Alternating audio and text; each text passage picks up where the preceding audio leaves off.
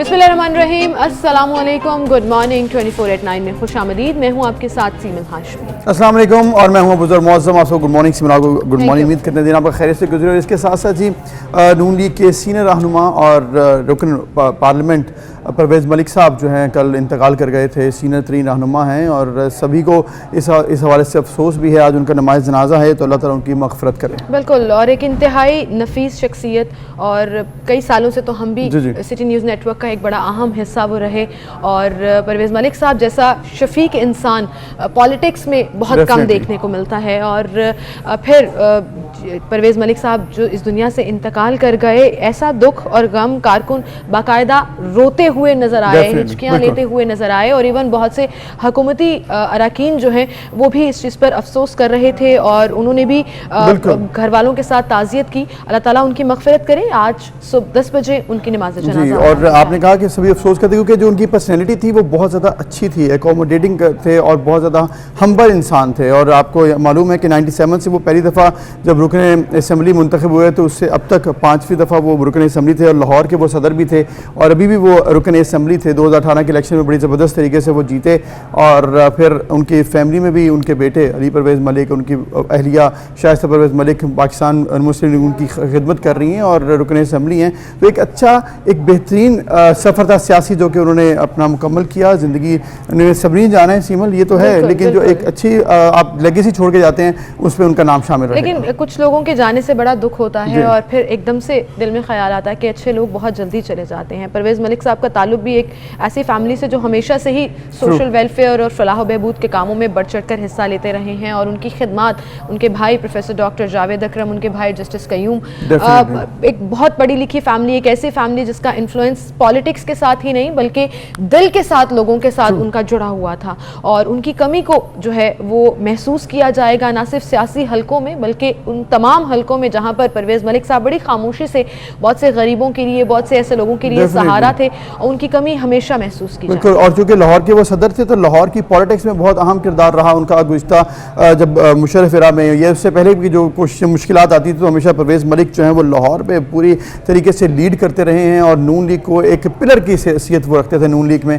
और डेफिनेटली नून लीग को बहुत बड़ा नुकसान हुआ है उनके जाने से, और उसमें कोई शक नहीं है। और जैसे कल तांता बंदा था उनके घर पर सोगवारों का, उसमें नून लीग के बहुत बड़ी तादाद में कायदीन भी मौजूद थे। शहबाज शरीफ साहब और दीगरों ने भी कल जाकर खुसूसी तौर पर अफसोस का इजहार किया। हसन इकबाल साहब को मैं देख रहा था, ये शहबाज शरीफ साहब भी हैं जो उनके बेटे और अहलिया से अफसोस कर रहे हैं। और ये इतना बड़ा होना था कि एकदम से लोग परेशान हो गए और बड़ा अनसर्टन था। ऐसा भी नहीं था कि वो बीमार थे, वो जिम गए हुए थे, स्विमिंग कर रहे थे और वहाँ पर एकदम उनको हार्ट अटैक हुआ, हॉस्पिटल लेके जाया गया, लेकिन वो जान भर ना हो सके। और ऐसे में हमारी तमाम दुआएं और ताज़ियत जो है वो परवेज़ मलिक साहब की फ़ैमिली के लिए है, अली परवेज़, अहमद परवेज़, शाइस्ता परवेज़ मलिक साहिबा और तमाम मुस्लिम लीग नून के लिए, रिगार्डलेस ऑफ द पार्टी। एक इंसान अपने पीछे अपनी यादें और अपनी वो एक असर व रसूख छोड़ कर जाता है जैसे उसने ज़िंदगी गुजारी हो। इस हवाले से हम बात करेंगे। उमर असलम हमारे साथ मौजूद हैं उनकी रिहाइशगाह पर। उमर, इस वक्त आप वहाँ पर मौजूद हैं, कुछ ही देर में उनका जनाजा लेकर जाया जाएगा और 10 बजे का टाइम बताया जा रहा है। परवेज़ मलिक साहब की कमी को न सिर्फ सियासी हलकों में बल्कि तमाम मकतबा फ़िक्र के लोग जो उनसे मुंसलिक थे, उनकी कमी को महसूस किया जाएगा।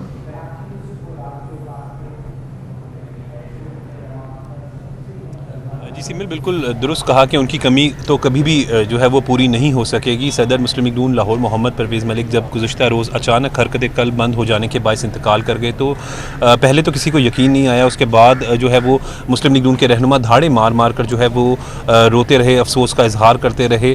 सदर मुस्लिम लीग नून मियाँ शहबाज शरीफ, हमजा शहबाज इनकी रिहाइशगाह पर आए। मियाँ मोहम्मद नवाज शरीफ ने लंदन से टेलीफोन किया, शाइस्ता परवेज़ मलिक और अली परवेज़ मलिक से इजहार अफसोस किया। इस वक्त भी अगर बात करें तो मुस्लिम लीग नून के सीनियर रहनुमा साबिक स्पीकर कौमी असम्बली सरदार एयाज सादिक अताउल्लाह तारड़, MP गजाली सलीम भट्ट, MP राहत अफजा, साबिक MP जो पीपल्स पार्टी की थी साजिदा मीर, वो जब यहाँ पर पहुँची तो साजिदा मीर आप दीदा हो गई। उनका कहना था कि उनका ताल्लुक पीपल्स पार्टी से है, लेकिन जब भी मोहम्मद परवेज़ मलिक मिलते थे तो पार्टी से बालातर होकर इंतहाई शफकत के साथ जो है वो पेश आते थे। और ये अल्फाज तकरीबन यहाँ पर आने वाले हर शख्स के हैं।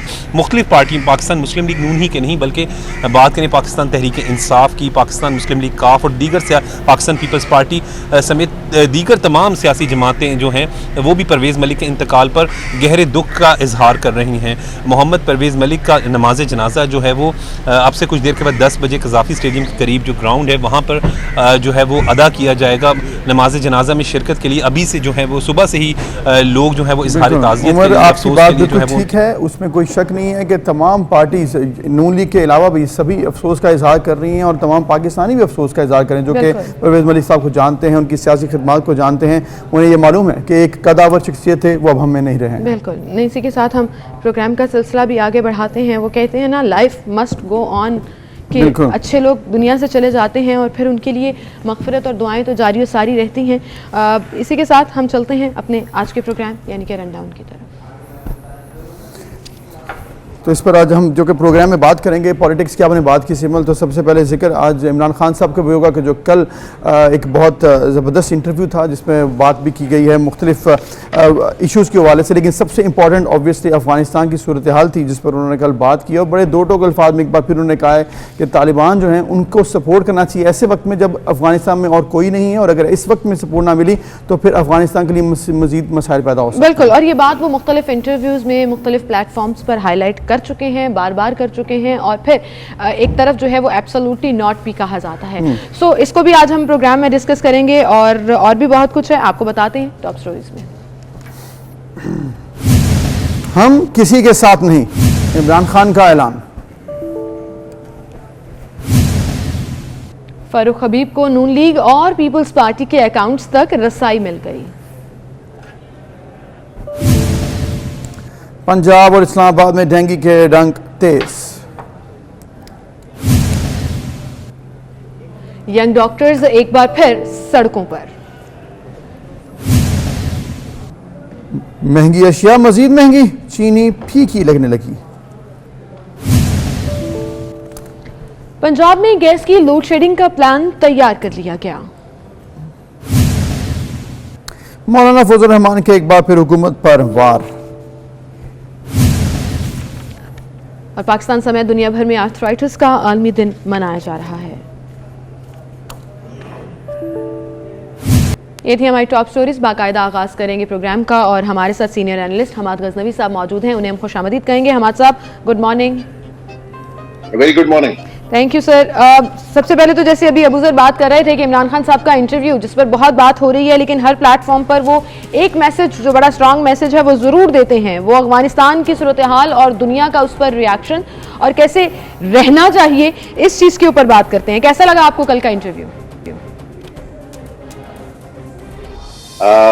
इंटरव्यू उनका जैसे वो करते हैं दिफा अफगानिस्तान का और तालिबान का, उसी नौयत का इंटरव्यू था और बड़ी वजाहत से उन्होंने फिर जैसे आपने लफ्ज इस्तेमाल किया, दो टोक मौक़िफ़ इख्तियार किया उन्होंने कि दुनिया ने अगर तालिबान को तनहा छोड़ दिया तो अफगानिस्तान दिहाइयां पीछे चला जाएगा। और ये उनका वो यानी अफगानिस्तान के वकील हैं और बेहतरीन मेरा ख्याल है वकील। तो कल भी उन्होंने अपने मौक़िफ़ का इयादा किया और ड्रोन अटैक्स की जो खराबियां हैं उन पे उन्होंने बताया कि इससे क्या नुकसानात होते हैं, इनोसेंट लोग मारे जाते हैं, ये काम ना कीजिए, यानी मार पीट का जो अमल है ये आपने इतने साल करके देख लिया है, ये इसका इलाज नहीं है, इससे पीछे हट जाइए। अफगानिस्तान को ताउन की जरूरत है, अफगानिस्तान को मुआशी ताउन की जरूरत है, ये उनका नुक्ता नजर बुनियादी यानी उन्होंने ये चीजें कही। और अपने हवाले से उन्होंने कहा कि पाकिस्तान किसी जंग का हिस्सा नहीं बनना चाहता है, ये हमारा वाज़ेह मौक़िफ़। और अड्डे देने का सवाल किया था ना उन्होंने, तो उस सिलसिले में उन्होंने ये बात की। बाकी आप अगर अफगानिस्तान के ओवरऑल मसले की तरफ देखें, हम तो वकालत कर रहे हैं उनकी, लेकिन दुनिया इसे किस तरह देख रही है, बिलखुसूस अमेरिका जो है, और वहां पर जो बिल कांग्रेस में पेश हुआ रिपब्लिकन की तरफ से जिसमें पाकिस्तान की सारे किरदार को स्क्रूटनाइज करने की बात भी शामिल है, और जब सैंक्शंस की बात होती है तो पाकिस्तान को भी इसमें क्लब कर देते हैं अफगानिस्तान के साथ। यानी अमेरिका जो है वो अभी तक हमारे मौक़िफ़ से ना तो मुत्तफिक है और अभी उनको मुत्तफिक करने में हमारा और जोर, इस तरह के मेरा ख्याल है बहुत सारे इंटरव्यूज अभी करने पड़ेंगे खान साहब को, जिसके बाद हम अपना मौक़िफ़ उन तक पहुंचा सके। और यही नुक्ता नज़र खान साहब कल बता रहे थे ना, ये जो मिडिल ईस्ट आय से गुफ्तगू करते वो बात कर रहे थे, यही हमने वेंडी शर्मन साहिबा जो यहाँ पर आई थी, बहुत अहम दौरा था डिप्टी सेक्रेटरी ऑफ स्टेट का, उसमें भी हमने बुनियादी मौक़िफ़ यही उनके सामने पेश किया।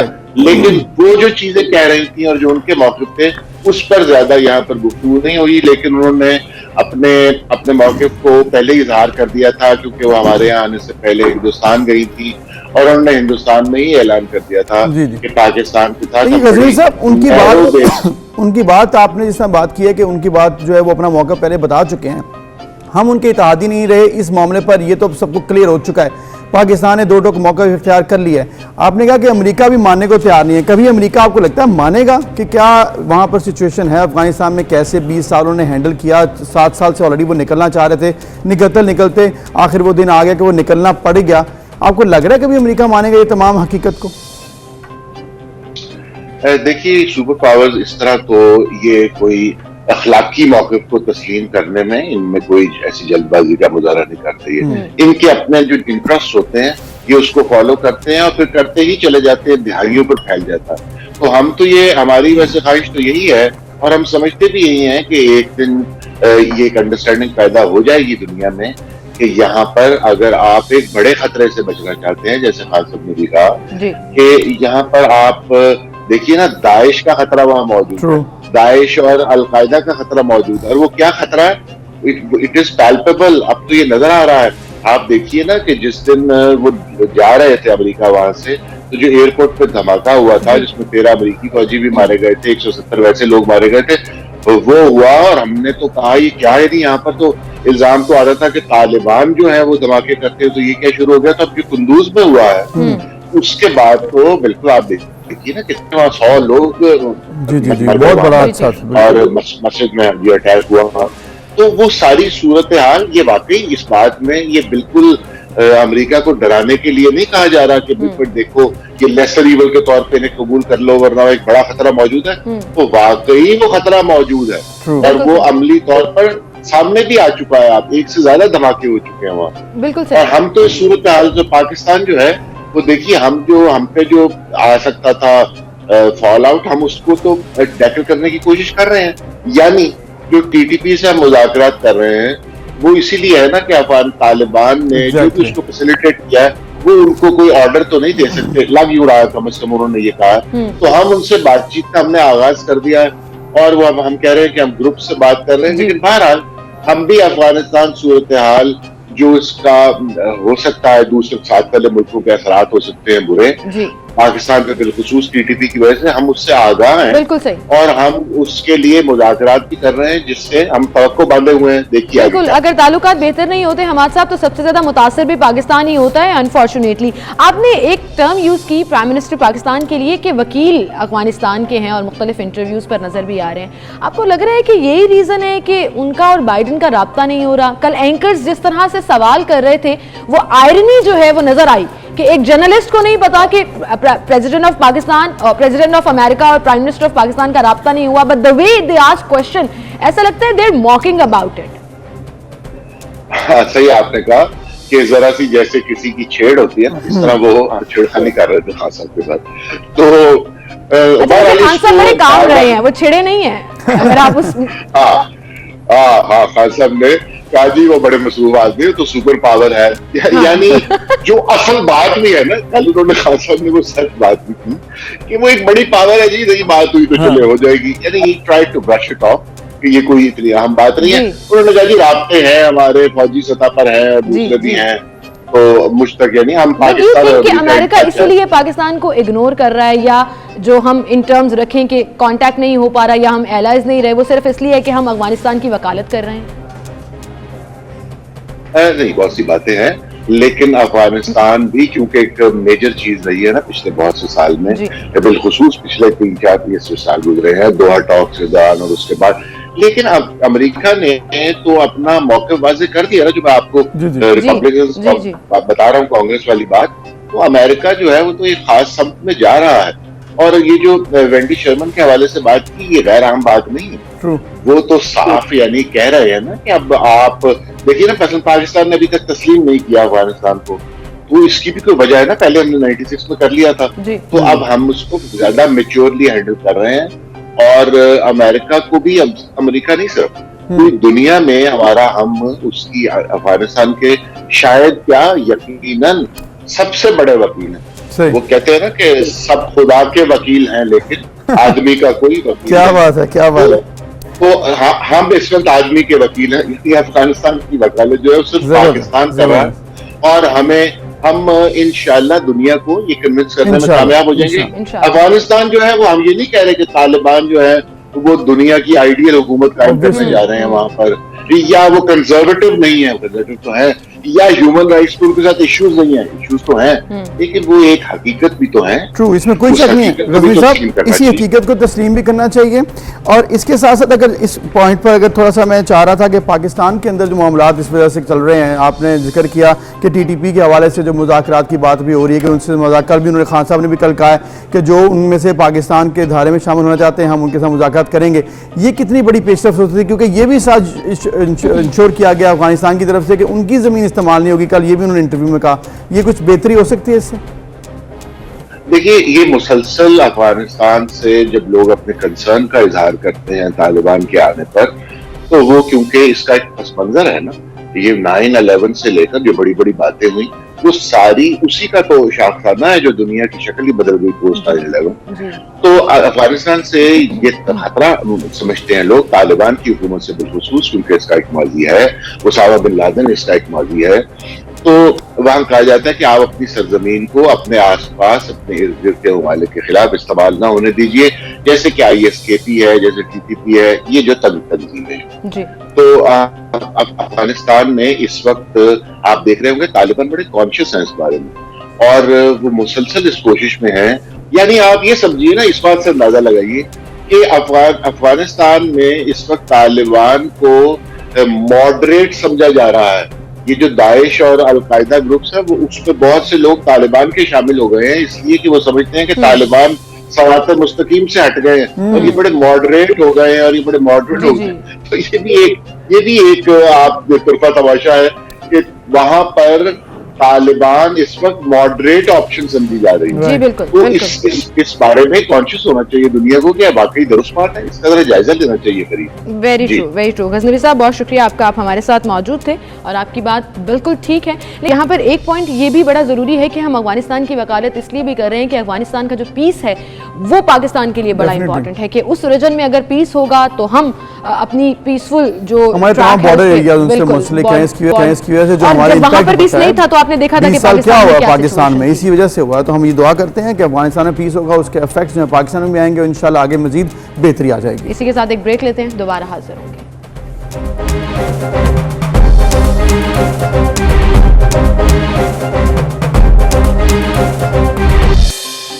Welcome back. एक बार फिर से आपको खुशामदीद कहेंगे। नाज़न, कल एक ट्वीट देखा और उसके बाद खुशी भी हुई, फिर उसके बाद थोड़ी सी हंसी भी आ गई जब बख्तावर ने अनाउंस किया कि उनके और महमूद चौधरी के यहाँ बेटा हुआ है। सबसे पहले तो बख्तावर और उनके हस्बैंड को बहुत बहुत मुबारकबाद, लेकिन जिस पर हंसी आई वो बिलावल का ट्वीट था जिस पर उन्होंने लिखा कि ऑफिशियल मामू। जी, बिलावल भुट्टो साहब अब ऑफिशियली मामू बन चुके हैं और इसके साथ साथ आसिफ ज़रदारी साहब नाना बन चुके हैं। तो हम सब उनको मुबारकबाद भी देते हैं पूरे पाकिस्तान की तरफ से।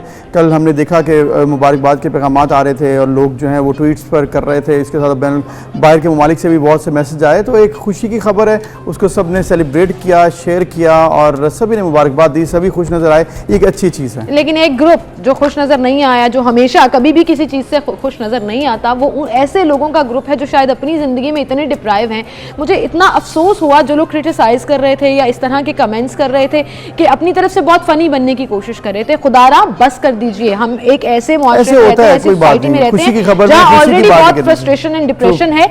आपका ये मीम बना देना, थोड़ा सा ऐसी खबरों को ट्विस्ट कर देना, इससे आप बड़े नहीं हो जाते। यकीन जानिए, किसी की खुशी में खुश होना चाहिए। अल्लाह ताला आपको। असल में आप देखें ना, कभी भी कोई खबर अगर आप पोस्ट शेयर करते हैं ना तो उसके पीछे कोई टेढ़ा मैसेज या टेढ़ा कमेंट होता है, तो ये टेढ़ी बात करने में टेढ़े लोग जो है ना, ये बात हमारे यहाँ पर बहुत मेजोरिटी में होते जा रहे हैं। ये अफसोस की बात है, होनी ये माइनॉरिटी चाहिए, दुनिया भर में होते हैं, ऐसी कोई बात नहीं है। लेकिन एनीवेज इस माइनॉरिटी को साइड पर बनते हैं, हाँ, लेकिन इसको आप छोड़ दें क्योंकि की बात करेंगे। बहुत मुबारक और मेरे ख्याल में कि उनकी फैमिली में बहुत देर बाद एक खुशी आई है, तो इसको सेलिब्रेट करना चाहिए। और खुशी की खबर को सेलिब्रेट ही करना चाहिए। इसमें तनकीद जो करें उन्हें आप इग्नोर करते हैं। बिल्कुल, इसी के साथ हम आगे बढ़ेंगे जी, अपनी अगली खबर की तरफ चलेंगे। और एक और अल्हम्दुलिल्लाह जो अच्छे ग्राफ्स और अच्छे स्टेटिस्टिक्स आ रहे हैं वो कोविड के हवाले से हैं कि मुल्क भर में कोविड की पॉजिटिव रेशो जो है वो बहुत कम हो गई और मुल्क भर में कोरोना के मजीद 18 मरीज जो हैं वो सिर्फ इंतकाल किए और गुज़श्ता रोज़ 42,476 अफराद के कोरोना टेस्ट किए गए, जिसमें से 679 अफराद के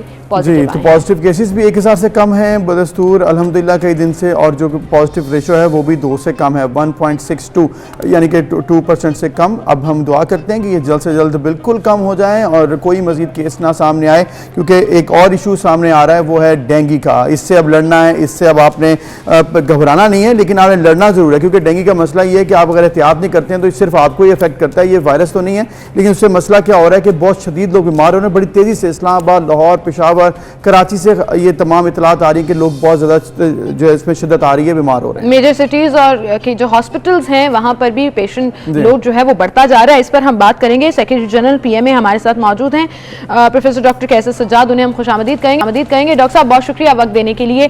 डेंगू बड़े खतरनाक हद तक और बड़ी तेजी से फैल रहा है। डॉक्टर साहब इस वक्त हॉस्पिटल्स की सिचुएशन क्या है? बिस्मिल्लाहिर्रहमानिर्रहीम। देखिए, जैसे आपने कहा कि बहुत तेजी से डेंगू फैल रहा है, तो यकीनन इस वक्त पंजाब के अंदर बेतहाशा मरीज हैं, खासकर लाहौर में, KPK के अंदर हैं, कराची में भी, सिंध में भी अभी शुरू हो गया है, हैदराबाद में भी है। तो ये दिन ब दिन इसमें इजाफा होता चला जा रहा है। काफी मरीज इसमें हॉस्पिटलाइज हैं और इशू यही है कि चूंकि जब बारिशें होती हैं तो इसके चांसेस ज्यादा हो जाते हैं कि ये बढ़ जाता है। उसकी वजह ये है कि पानी जब खड़ा हो जाता है 2-3 दिन के लिए रुक जाता है तो वहां ये मच्छर की डेंगू मच्छर की अफजाइश होती है। जो डेंगू मच्छर होता है उसका नाम टिपिकल दिया गया है एडीज इजिप्टाई। वो मच्छर जो है वो थोड़ा सा डिफरेंट होता है, ये डेंगू का वायरस उसके अंदर होता है और वो फिर एक से दूसरे को काटता है तो वो फैलाता जाता है। तो इसकी अफजाइश जो है वो स्टेगनेंट वाटर और साफ पानी में होता है। ये साफ मच्छर जो है ये साफ पानी पसंद, सफाई सुथराई वाला मच्छर है ये। और इसमें देखा यही गया है कि जहां पर भी मैं हमेशा कहता हूं चुल्लू भर पानी भी जहां होगा वहां पर भी इसकी अफजाइश हो सकती है। तो हमें चुल्लू भर पानी को भी रोकना पड़ेगा। जहां जहां पानी खड़ा है, लाइक AC का पानी कहीं गिर रहा है या हम गार्डन में पानी डालते हैं या अपने घर को साफ करते हैं तो बाहर गली में पानी जमा हो जाता है, अक्सर देखा गया है। तो ये पानी जमा नहीं होने देना चाहिए। घरों के अंदर भी फ्रिज की ट्रेस के अंदर, कूलर्स के अंदर, डिस्पेंसर की ट्रेस, ये वो छोटी छोटी चीजें हैं जिसमें हमें खुद अपना रोल प्ले करना पड़ेगा। एग्जैक्टली ये सारा देखें, मैं हमेशा कहता हूं कि जिम्मेदारी हुकूमत की बहुत ज्यादा है और हुकूमत से हम हमेशा यही कहते हैं कि प्रिवेंशन करें। हमारे मुल्क में प्रिवेंशन का कोई कॉन्सेप्ट ही नहीं है। हम बात करते हैं इलाज की, बजट भी करते हैं, तो सबसे ज्यादा पैसा जो रखते हैं, मख्तस करते हैं, वो इलाज पे करते हैं। मैं बार बार यही कहता हूँ, पाकिस्तान मेडिकल एसोसिएशन बार बार कई सालों से जोर दे रही है कि जी आप प्रिवेंशन पे जोर दीजिए, ना कि आप इलाज। बिल्कुल ठीक है डॉक्टर साहब, आपने कहा कि प्रिवेंशन पर जोर देना चाहिए। जब चंद साल पहले डेंगू आया था तो ऑब्वियसली बहुत हमारी टीम में भी आई, श्रीलंका से यहाँ पर टीम्स आई और अवेयरनेस कैंपेन्स हुई। अब ये कहा जा रहा था कि शायद उतनी तेजी से नहीं फैलेगा, इसलिए शायद गवर्नमेंट भी इजी थी और लोग भी थोड़े आराम से फैल रहे थे, कहते ठीक है जी कोई मसला नहीं है। लेकिन अब ये जो तेजी इसमें आई है इसकी क्या वजह है कि प्रिवेंशन का वो अटैक दोबारा से हुआ है? देखिए, मैं यहाँ पर अप्रिशिएट करूंगा, उस वक्त मेरे ख्याल में शहबाज शरीफ साहब चीफ मिनिस्टर थे और वो उन्होंने बड़ा काम किया था और हमने बल्कि उनको एक अप्रिसिएशन का एक लेटर भी लिखा था, कुछ मशवरे भी दिए थे कि डेंगू की प्रिवेंशन में क्या करना है। और उन्होंने बड़ा, हमने देखा, जो मुझे याद पड़ता है कि काफी उन्होंने, जैसे आपने कहा कि श्रीलंका से और इधर उधर से लोगों को जमा किया, उनके एडवाइजेस को सुना, उनके मशवरे को सुना और उसके बाद उन्होंने उस पर अमल किया। तो हमने देखा कि उस वक्त जो है उनको काफी हद तक कंट्रोल हो गया था पंजाब के अंदर। और फिर शुरू में चूंकि ये 2005 में मैं उस वक्त कराची का जनरल सेक्रेटरी था, तो उस वक्त ये पाकिस्तान में आया था और 52 लोग उस वक्त इंतकाल कर चुके थे, जिसमें के 50 लोग कराची के थे और 2 शायद इस्लामाबाद के थे। तो उस वक्त भी सिंध गवर्नमेंट ने बहुत अच्छा कंट्रोल किया था। उसके बाद फिर ये पंजाब में शुरू हो गया था। तो अल्लाह का शुक्र है कि काफी हद तक कमी आ गई थी। लेकिन मैं अब देख रहा हूँ पिछले इस दफा से जो ये डेंगू आया है, ये बड़ा खतरनाक, इतना नहीं होना चाहिए था जब हमने एक दफा कंट्रोल कर लिया था। और कंट्रोल करने का बहुत आसान तरीका है, इसमें कोई रॉकेट साइंस नहीं है, क्योंकि ये एक मच्छर से पैदा होता है। और मैं बार बार कहता हूं कि prevention is better than cure. आप सिंपली मच्छर खत्म करें, आपका मलेरिया, चिकनगुनिया, डेंगू ये खत्म हो जाएगा। लेकिन अनफॉर्चुनेटली हम ऐसा नहीं कर पा रहे। डॉक्टर साहब, अनफॉर्चुनेटली हम ये नहीं कर पा रहे और हुकूमत नहीं कर पा रही है, लेकिन इसमें लोगों का कोऑपरेशन भी बड़ा जरूरी है। और लोगों का कोऑपरेशन किस हद तक हुकूमत ले पा रही है, अवेयरनेस कैंपेन्स हो रही हैं या नहीं हो रही, इस पर हम बात करेंगे और यहीं से बात कंटिन्यू करेंगे। डॉक्टर साहब, जैसे अभी आपने जिक्र किया ना कि हुकूमत शायद कर नहीं रही है, लेकिन लोगों को अवेयरनेस देने की भी जरूरत है। क्या आपको लग रहा है कि अवेयरनेस कैंपेन्स इतनी मजबूत हैं कि लोग कोऑपरेट करें? यहाँ तो छापे जरूर मारे जाते हैं, लेकिन चिराग तले अंधेरा भी नजर आता है। कल खबर आई जो हमारे न्यूज नेटवर्क ने हाईलाइट भी की कि टाउन हॉल लाहौर के अहाते के अंदर से लार्वा बरामद हो रहा है। तो ये लोगों को क्या सिखाएंगे जब अपनी बिल्डिंग्स को सिक्योर नहीं कर पा रहे? देखिए, मैं यही बात कर रहा हूं कि ज्यादा जिम्मेदारी जो है हुकूमत की होती है। जैसे कि आपने बिल्कुल कहा कि अवाम को स्टिमुलेट करना, अवाम को अवेयर करना, अवाम को ये इस तरह की जो प्रिवेंटिव मेजर्स हैं वो बताने होते हैं। तो ये हुकूमत की जिम्मेदारी है। आप बिल्कुल सही कह रही हैं कि एक स्ट्रॉन्ग, एक एग्रेसिव कैंपेन होनी चाहिए। हर आदमी को पता लगे कि जी ये डेंगू है क्या, और डेंगू की किस तरह से फैलता है और किस तरह से एक आदमी में दूसरे आदमी में कैसे ट्रांसफर होता है। ये कोरोना की तरह तो नहीं फैलता है, ना ही आप इसको मास्क लगा के इसको करते हैं, तो सिंपली मच्छर से फैलता है। तो मच्छर की अफजाइश को रोकना। अब मैं आपकी बात को थोड़ा सा एक यहाँ पर एक टिप देता जाऊं कि लोगों के घरों में जो, जैसे आपने कहा कि पानी जमा होता है, बहुत सी वजूहात हैं। आपका ऊपर का टैंक खुला होता है, ओवरहेड टैंक, उसको कवर करके रखें। जहां जैसे मैंने कहा कि चुल्लू भर पानी या गली के अंदर पानी, बारिश का पानी जमा हुआ है, आप मिट्टी का तेल उसमें डाल दें। तमाम लोगों से मेरी दरख्वास्त है कि मिट्टी का तेल डाल दें, मच्छर की अफजाइश नहीं होती। ये सिंपल सा इलाज है, हुकूमत आए ना करे, लेकिन उससे पहले जरूरी ये है कि हुकूमत गलियों कूचों में जाए और स्प्रे करे। सबसे पहले स्प्रे करे, और हुकूमत की जिम्मेदारी है अवेयरनेस कैंपेन्स प्रिवेंट करे। डॉक्टर कैसर सज्जाद साहब, आपका बहुत शुक्रिया और बड़ी ज़बरदस्त आपने गुफ्तगू की है। साथ साथ आपने एक टिप भी दे दी है, हमारे नाज़रीन को करेंगे, क्योंकि ये मिट्टी का तेल अगर डालते हैं तो वो कह रहे हैं कि पानी कहीं पर खड़ा हो ही जाता है, तो उसकी वजह से मच्छर वहाँ पर नहीं आता। इसी के साथ एक ब्रेक लेते हैं, दोबारा हाजिर होंगे, हमारे साथ रहिएगा।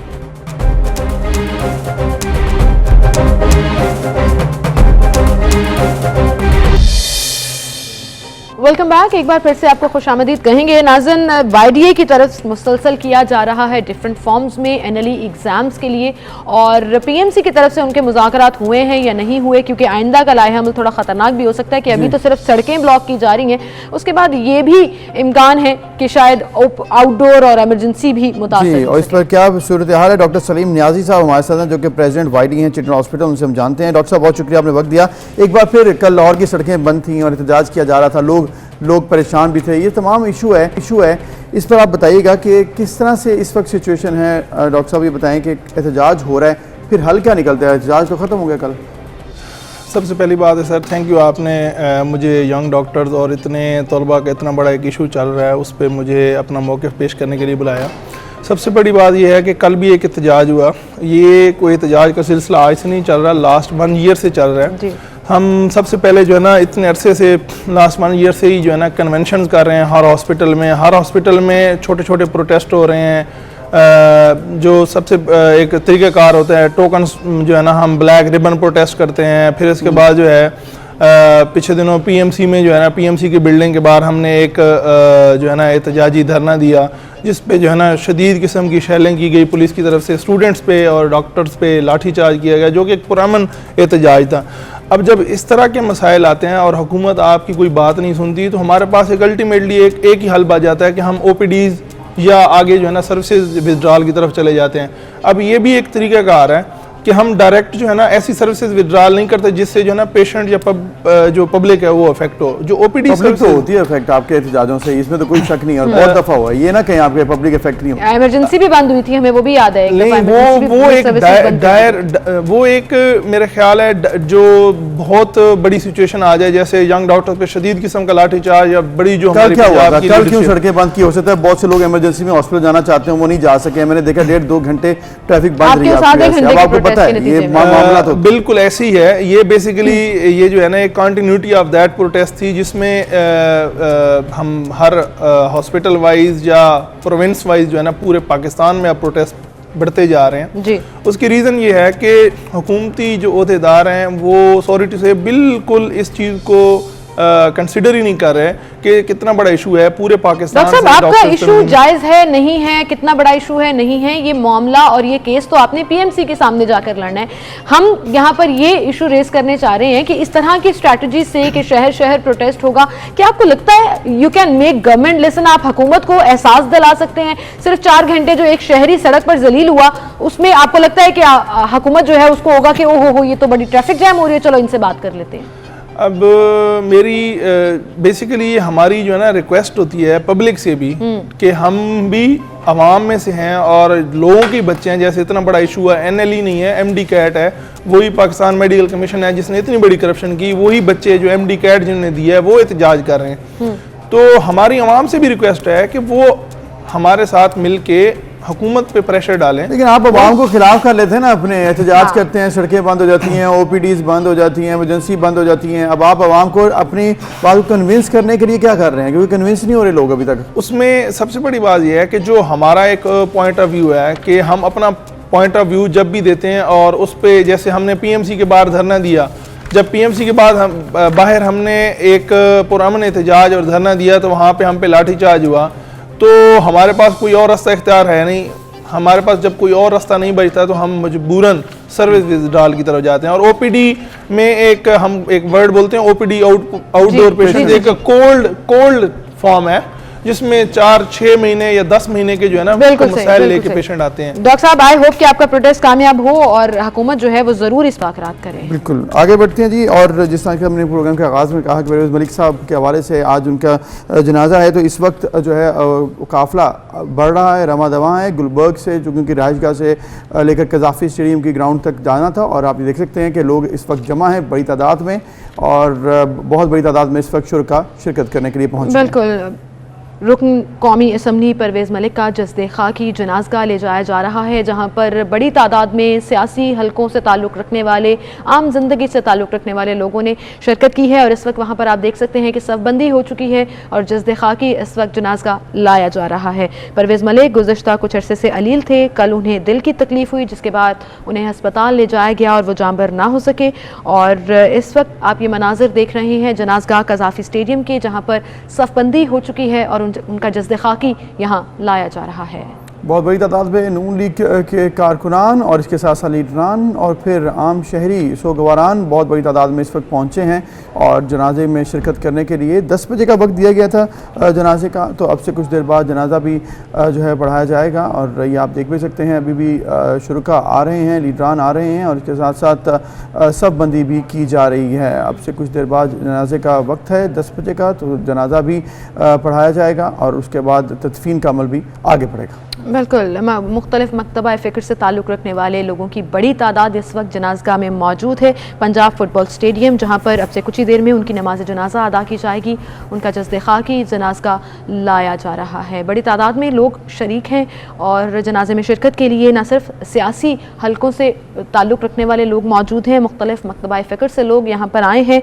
और इस वक्त पंजाब फुटबॉल स्टेडियम में सफ़बंदी जो है वो जारी है और उनका जस्दे खाकी जनाज़गाह लाया जा रहा है। परवेज़ मलिक हर दिल अजीज़ मुस्लिम लीग नून में ही नहीं बल्कि हर पार्टी में उनको इज़्ज़त के निगाह से देखा जाता था। एक अहम शख्सियत, एक अहम शख्स जो बहुत से लोगों का सहारा भी था, क्योंकि अवामी खिदमत के लिए उन्होंने बहुत काम किया, वो आज हम में नहीं रहे। और इस वक्त आप मनाजिर देख रहे हैं जनाज़गाह पंजाब फुटबॉल स्टेडियम, जहाँ पर बड़ी तादाद में इस वक्त लोग मौजूद हैं।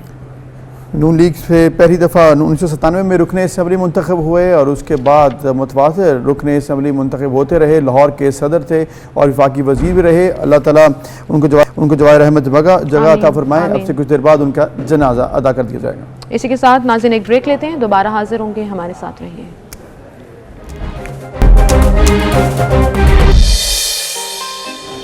Welcome back viewers. हम बात करेंगे पाकिस्तान जिम्नास्टिक की, और पाकिस्तान में जिम्नास्टिक में जिस तरह से काम किया जा रहा है उसमें सूद का नाम इसलिए सबसे आगे क्योंकि 43 Guinness book of world record उन्होंने अपने नाम किए हैं। और इसके साथ साथ यहीं पर बात खत्म नहीं होती, उन्होंने अपने शागिर्दों को भी आगे किया और वो भी 5 शागिर्द ऐसे हैं जिन्होंने वर्ल्ड रिकॉर्ड्स बनाए हैं। और अब तो जासिम ने कमाल ही कर दिया। बिल्कुल, आप देखिए इरफान महसूद ना सिर्फ अपने लिए मेहनत कर रहे हैं बल्कि पाकिस्तान के यंग टैलेंट और पोटेंशियल लोगों को भी आगे लेकर आ रहे हैं। और लोगों से मुराद हम अमूमन देखते हैं कि शायद कोई यूथ टीनेजर या उससे, आप देखिए ये 8 साल का बच्चा है और मतलब इस बच्चे से आप एक्सपेक्ट कर सकते हैं कि इसने Guinness book of world record में नाम बना लिया और इंडियन रिकॉर्ड तोड़ा है।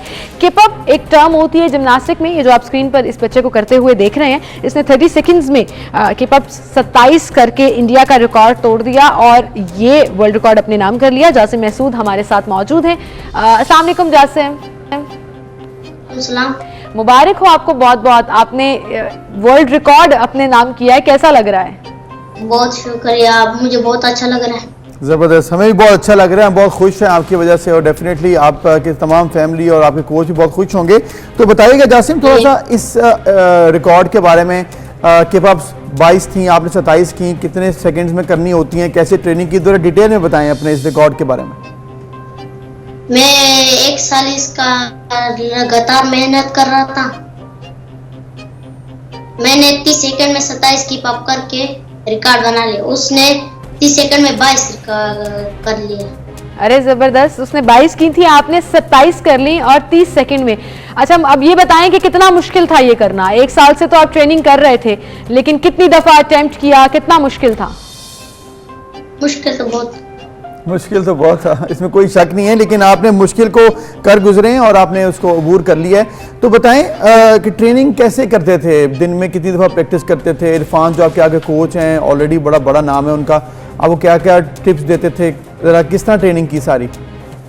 उसने मेरे साथ बहुत मेहनत और बहुत कोशिश की मेरे साथ। मैं बहुत मेहनत कर रहा था, बहुत मेहनत कर रहे थे और हम आपकी वीडियोस देख भी रहे हैं कि जिस तरह ये कैसे ऐसे फुर्तीले अंदाज में जो है वो आप बार बार क्या कहते हैं इसको, कि वो पूरा घूम के किप-अप से कहते हैं, बस समझ में आ रही है और तो कुछ नहीं कहते। मतलब we can not even imagine it doing it. और ये बच्चा माशाल्लाह इतना टैलेंटेड है। अच्छा मुझे बताओ जासिम, अब आगे क्या इरादा है? अब ये रिकॉर्ड तो आपने बना लिया और इंडिया से छीन भी लिया, आगे अब कोई और किसी और रिकॉर्ड के लिए तैयारी कर रहे हो?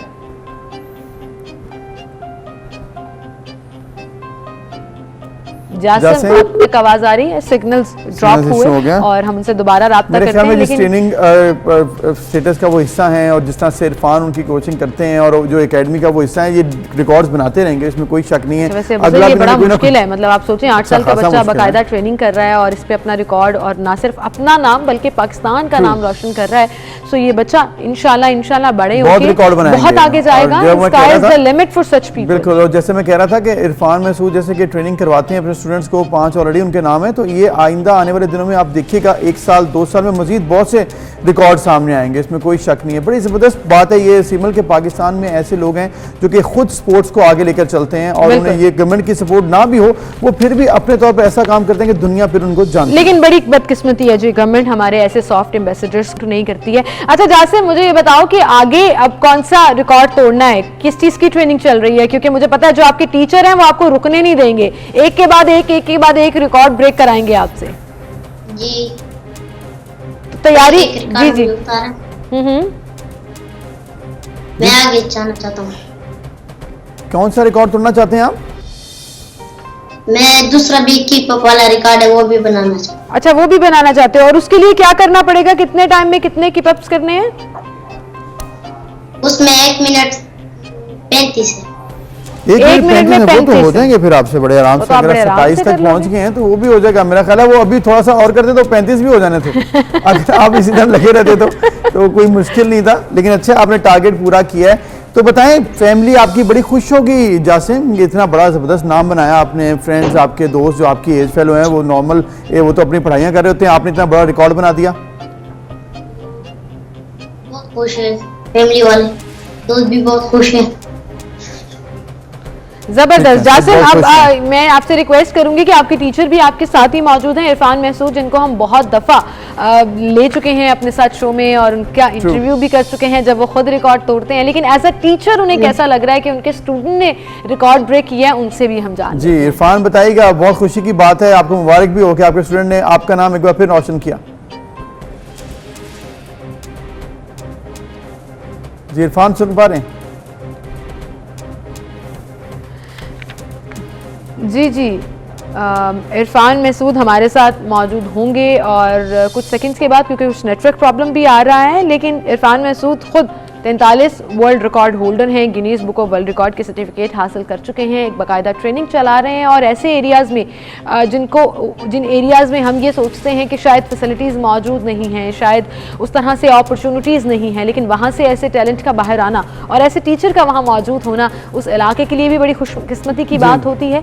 और आप आगे बढ़कर न सिर्फ अपने लिए फेम कमा रहे हैं बल्कि पाकिस्तान का नाम भी रोशन। बिल्कुल, इसमें कोई शक नहीं। और जिस इलाके का आप कह रही हैं वो है जनूबी वज़ीरिस्तान, जो कि लोग समझते हैं कि शायद वहाँ पर टैलेंट इतना नहीं होगा, लोग शायद और कामों में मसरूफ़, लेकिन नहीं, ऐसा नहीं है। जनूबी वज़ीरिस्तान में बहुत टैलेंटेड लोग सामने आए हैं पाकिस्तान में, उन्होंने बहुत खिदमात की हैं और इसी तरह से जासिम जो है एक ज़बरदस्त काम कर रहे हैं। इरफान अब हमारे साथ हैं, उनसे हम बात करते हैं। इरफान, बहुत मुबारक हो आपको, आपके स्टूडेंट ने आपका नाम रोशन किया है, आप तो माशाल्लाह ऑलरेडी कर ही रहे हैं, इतने ज़्यादा रिकॉर्ड्स बना लिए।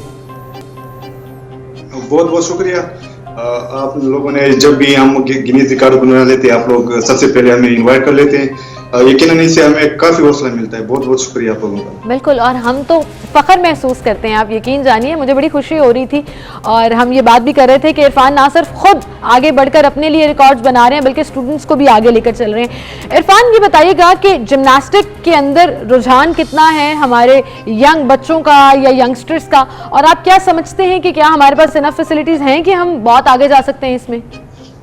जिम्नास्टिक का काफी यहाँ पे रुझान काफी ज्यादा है और साथ में अगर बात की जाए कि यहाँ पे जो लोग हैं, जो बच्चे हैं, इसमें टैलेंट काफी हद तक काफी ज्यादा टैलेंट है, लेकिन मसला ये है कि फैसिलिटीज लेवल पे नहीं है। अभी जहाँ से हम रिजवान, दानियाल हो गया, नुमान हो गया, जो गिनीज वर्ल्ड रिकॉर्ड होल्डर है, उनको मैंने टायरों के ऊपर प्रैक्टिस कराई है, टायर इस्तेमाल करते हैं, जो जंपिंग बोर्ड वगैरह होते हैं, मिट्टी के ऊपर प्रैक्टिस कराई। हमारे पास फोन वगैरह नहीं होते, उसके बावजूद अल्हम्दुलिल्लाह गिनीज वर्ल्ड रिकॉर्ड में उन्होंने अपना नाम दर्ज करवाए। जबरदस्त इरफान, इसमें कोई शक नहीं है कि फैसिलिटीज ना हो तब भी आप काम करते हैं और ऐसा जबरदस्त काम करते हैं कि वर्ल्ड रिकॉर्ड आपके नाम आता है। को बहुत मुबारक हो, आपका बहुत शुक्रिया। और जासिम, अगर इनको फैसिलिटीज मिल जाए तो फिर कैसे ये और आगे बढ़कर अपना पोटेंशियल जो है वो सामने, कोई शक नहीं। और फैसिलिटीज नहीं भी हैं तब भी ऐसा कर रहे हैं। और अगर आप इमेजिन कर रहे हैं, आप गवर्नमेंट को चाहिए कि इनको सपोर्ट करें, इस फैसिलिटी को सपोर्ट करें, इस पूरे डिपार्टमेंट को सपोर्ट करें, तो देखिएगा हम ओलंपिक्स में और इस तरह के बहुत से इवेंट्स में, बहुत बड़े बड़े ज़बरदस्त इवेंट्स में काम करेंगे और पाकिस्तान में रॉ टैलेंट है, इसमें कोई शक नहीं होना चाहिए। बिल्कुल। इसी के साथ एक ब्रेक लेते हैं, दोबारा हाजिर होंगे।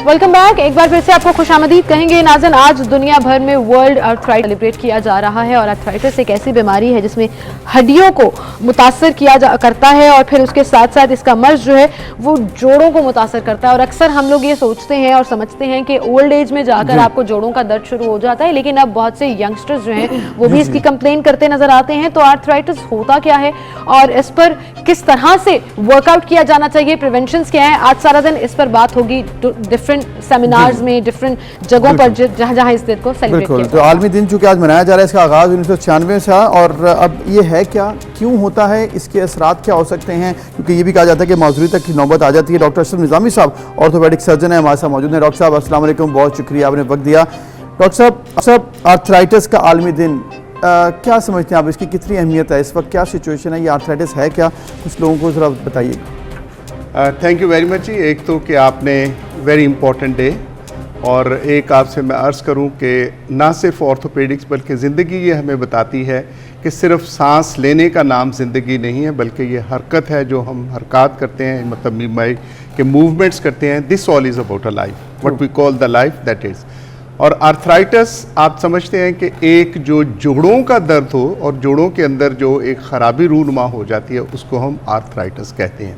सो एनी जॉइंट, पूरी बॉडी के अंदर जितने जोड़ हैं, रीढ़ की हड्डी हो, कूल्हे का जोड़ हो, घुटने का जोड़ हो, हमारे पाँव के जितने जोड़ हैं, हाथों के जोड़ हो, मतलब कूनी का जोड़ हो, तो इन जोड़ों के अंदर जो अमूमन देखा गया है 50+ इसकी हैं जो कि अकसाम है अच्छा 50+ आर्थराइटिस की, यस। लेकिन पाकिस्तान के अंदर या दुनिया के अंदर जो ज्यादातर हम समझते हैं वो 3 होती हैं जिसको हम आर्थराइटिस, एक गाउट आर्थराइटिस, गंठिया जिसको हम कह देते हैं, ऑस्टियोआर्थराइटिस जो एक हम समझते हैं कि एजिंग प्रोसेस के साथ जो डिस्ट्रक्शन और वहाँ पे डिस्टर्बेंस आती है, दैट इज़ द ऑस्टियोआर्थराइटिस। और तीसरी जो सबसे ज़्यादा पाकिस्तान के अंदर देखी गई है और दुनिया के अंदर जो हमारा डीपली कंसर्न है, चूँकि ये बच्चों के अंदर भी होती है, that is the rheumatoid arthritis. देखिए ये जितनी बीमारियां अल्टीमेटली जाके ये इफेक्ट करती हैं जोड़ों को जी। तो वो जोड़ों का जो दर्द, अगर हम हरफे आम में कह लें कि जोड़ों का दर्द, दैट इज़ द आर्थराइटिस या ऑस्टियोआर्थराइटिस, तो it is what all is about. और चूँकि सिग्निफिकेंटली इसकी एक सिग्निफिकेंस है, एक इम्पॉर्टेंस है कि अगर जोड़ का दर्द, आप जानते हैं कि मतलब शायद ही कोई बंदा ऐसा होगा कि जिसको जोड़ों का दर्द कभी ना हुआ ज़िंदगी में। और जैसे अब मैम फरमा रही थी कि अब बच्चों के अंदर भी ये देखना बिल्कुल दुरुस्त है। एक उस जोड़ों के दर्द के साथ osteoporosis, that has been very much common, particularly बच्चियों के अंदर। पहले होता था, हम समझते थे कि ओल्ड एज के अंदर आएगा, लेकिन जब से हमने मतलब एक एक्टिविटीज़ हमारे ग्राउंड्स, और आपको तो ये पता ही है जो कहते हैं कि जिनके ग्राउंड आबाद हैं उनके अस्पताल वीरान होते हैं। और हमारे यहाँ माशाल्लाह एक को देखने के लिए कि हमने ग्राउंड ही नहीं छोड़े, बड़े बड़े प्लाजास बना लो, बड़ी बड़ी चीजें बना लो, so there should be no ground, ताकि हमारे अस्पतालों के अंदर रौनक शौनक लगी रहे। बिल्कुल, ये अस्पतालों में रौनक शौनक लगी रहे, लेकिन ये रौनक बड़ी महंगी पड़ती है उस मरीज को भी, उसके घर वालों को भी, और फिर हॉस्पिटल के ऊपर भी, डॉक्टर्स के ऊपर भी। डॉक्टर साहब, आपने कहा कि ये डिफरेंट एग्जाम जो आपने एक्सप्लेन की हैं, पाकिस्तान में कौन सी किस्म ज़्यादा है? और यंग एज में भी हमने बात कर ली, बच्चों में और बड़ी एज में भी। अब मिडिल एज के जो लोग हैं उनको भी ये प्रॉब्लम हो रहा है, एंकल्स या टोज के पास स्वेलिंग्स हो जाती हैं और फिर उन जॉइंट्स में इतना पेन होता है कि कोई भी पेन किलर असर नहीं कर रही होती है। I have seen it around, gout का प्रॉब्लम बहुत कॉमन होता जा रहा है। ये आपने दुरुस्त कहा। हमारे यहाँ वही जो मैंने अर्ज किया कि 3 अकसाम जो ज्यादा हैं, that is one of them is the osteoarthritis, जो एजिंग प्रोसेस के साथ मोस्टली होता है।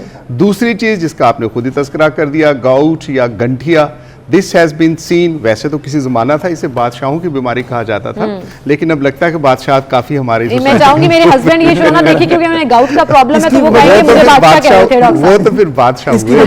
क्यों ऐसा आपको, मतलब कि बेटर सेडेंटरी लाइफस्टाइल की वजह से होता है? देखिए, गाउट जो होता है it is not about your lifestyle, लेकिन ऑस्टियोआर्थराइटिस जो है इट इज ट्रू कि ये उसके साथ है। हैवी वेट, आपकी जो है फूड आइटम्स जो हम खा रहे हैं, मतलब गैर सेहतमंदाना किस्म की ग़िज़ा, that is one of the reasons. और उससे सबसे बढ़ के जो मैं समझता हूँ that is our daily activity. और जैसे भट्ट साहब आपने फरमाया कि बैठे रहते हैं, बैठे रहना मीन बाइक। अभी एक और चीज़ देखी गई है कि ये कोविड जो 1.5-2 साल हमारे साथ रहा है, लोगों के बंदे दुनिया के अंदर ये देखा गया कि उसके अंदर मोटापा आया, मोटापे के साथ फिर ये जोड़ों के दर्द हैं, नफ्सियाती मरीज बने और जोड़ों के दर्द के मरीज बने। That is the osteoarthritis. Gym बंद है, बाहर पार्क्स बंद है, बाहर जा नहीं सकते, घर पे कितनी बार करता है, तो बैठे बैठे काम किया तो घुटनों में दर्द निकला है। ये लोगों का मसला चलता है, गिटियां भी हो जाती है, मतलब टखनों में, घुटनों में, कमर पे जो दर्द है, ये कमर में, मतलब हमारे जो जोड़ हैं और कमर के जोड़ भी इसी तरह से हैं। That is also one of the arthritis, जो वहां पे जो कमर के अंदर भी आ सकता है। डॉक्टर साहब, इसको यूरिक एसिड के साथ भी लिंक किया जाता है कि अगर आपका यूरिक एसिड हाई है तो आपको गाउट या आर्थराइटिस हो जाएगा, इज इट ट्रू?